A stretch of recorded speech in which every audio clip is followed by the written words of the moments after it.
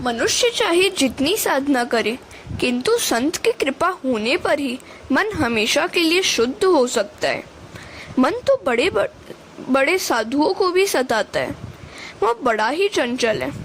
इसीलिए मन शुद्धि के बिना ईश्वर का साक्षात्कार नहीं हो सकता। मल, विक्षेप, आवरण आदि से मन कलुषित और मलिन होता है। जिस प्रकार मलिन या चंचल जल में प्रतिबिंब दिखाई नहीं देता, उसी प्रकार मलिन, चंचल और आवरण युक्त मन में परमात्मा का प्रतिबिंब दिखाई नहीं देता। अतः किसी संत का आश्रय लो, किसी गुरु की शरण में जाओ। गुरु कृपा के बिना हृदय शुद्ध नहीं हो सकता।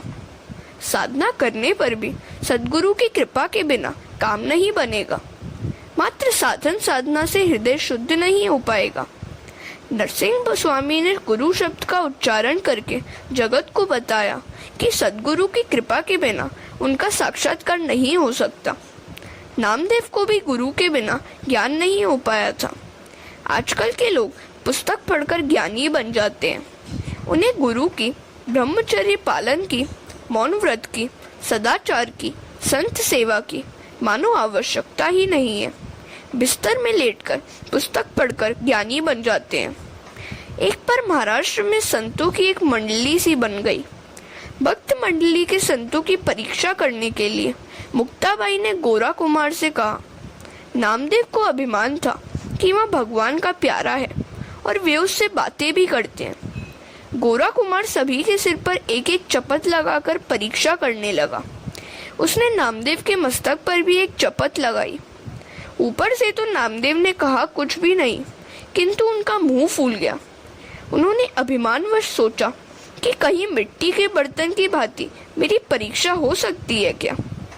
अन्य भक्तों के चेहरे के भाव अपरिवर्तित ही रहे। गोरा कुमार ने अपना निर्णय सुनाया। सभी भांडे मस्तक पक्के हैं, किंतु इस नामदेव का कच्चा है।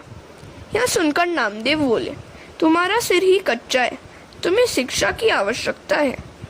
नामदेव ने विट्ठलनाथ जी के पास जाकर यह सारी घटना सुनाई। विट्ठलनाथ जी ने कहा, नामदेव, यदि मुक्ताबाई और गोरा कुमार कहते हैं कि तेरा सिर कच्चा है, तो अवश्य तू कच्चा ही होगा।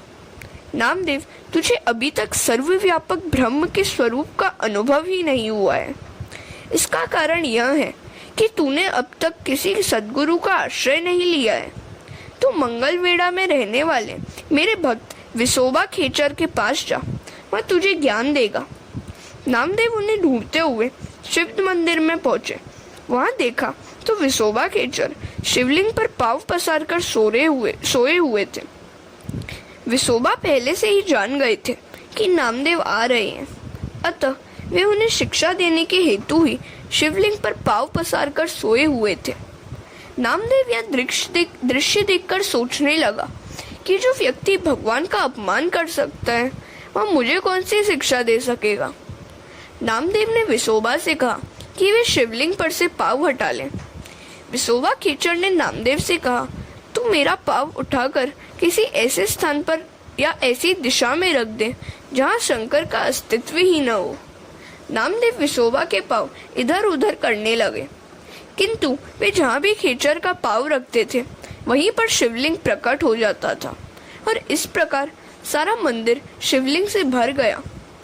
नामदेव यह देखकर आश्चर्य में डूब गए।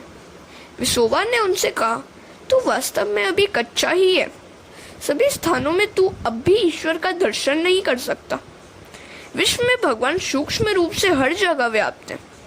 तू सभी जड़ चेतन में ईश्वर को निहार। इस प्रकार जब भक्ति और ज्ञान का साथ मिल गया तो नामदेव सभी में और हर जगह ईश्वर का दर्शन करने लगे। ज्ञान प्राप्त करने के बाद नामदेव वापस लौटे। वापस लौटते हुए रास्ते में किसी वृक्ष के नीचे बैठकर वे कहीं भोजन की तैयारी कर रहे थे कि एक कुत्ता रोटी चुराकर भागा। पर आज तो नामदेव ने उस कुत्ते में भी भगवान का ही दर्शन किया। रोटी सूखी थी, अतः वे घी लाकर उस कुत्ते के पीछे या चिल्लाते हुए भागे, रुक जा, रोटी तो सूखी है, मैं तुझे उस पर घी लगा कर दूं।